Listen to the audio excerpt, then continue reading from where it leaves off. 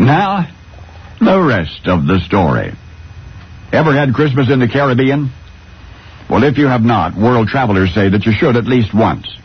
Ocean liners advertise with a Caribbean Christmas come on, and cruise ships and a few recklessly wealthy or perhaps just in love with the sea folks will sail their yachts south to celebrate the Yuletide in the Caribbean. This is the story about a bunch of folks who had just that in mind. They'd already hit a few of the ports, and that was just a prelude to what they considered to be the ultimate Christmas day in the mystical port of Sipangu. But things went awry. Out there in the deep blue-green and the Caribbean Christmas these characters wound up celebrating, well, I'm getting ahead of the rest of the story. It had all gone so perfectly, a dream cruise, you might say. The skipper had set into the romantic port of Bohio in Haiti and would sail again. They had nothing but time and more time to kill. Christmas Day was days away. The skipper and his happy crew could take the ports as they came. They could enjoy the day life and the night life and most cordially afford to bide their time. It was Christmas in the alluring exotic port of Sipangu, and they were looking forward to it. By Christmas Eve, they were off the island coast. The moon was low in the sky, and the trade winds whipped lightly across the deck. The skipper stood on deck, looking out toward the gloriously moonlit coast. "What do you think?" he asked his first mate. "Yep, that's it, no question," came the answer. "You see that cliff over there? That's Sipangu, all right."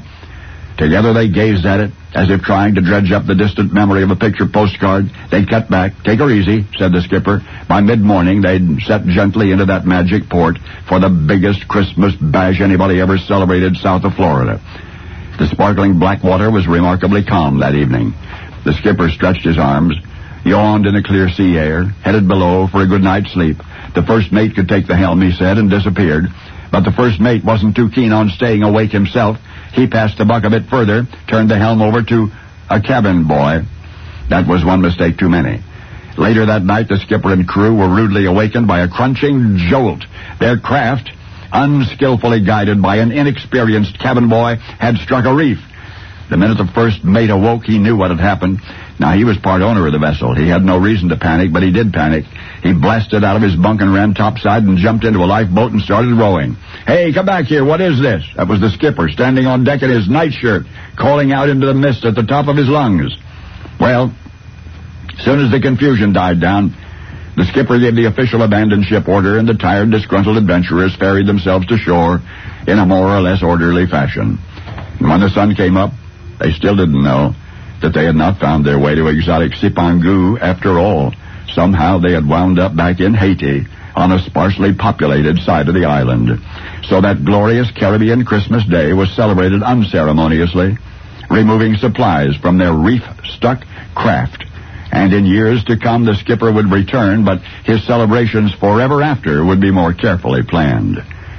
And though his first Caribbean cruise was not the smoothest, it was nonetheless most memorable. For that Christmas in the Caribbean was the very, very first. The very first.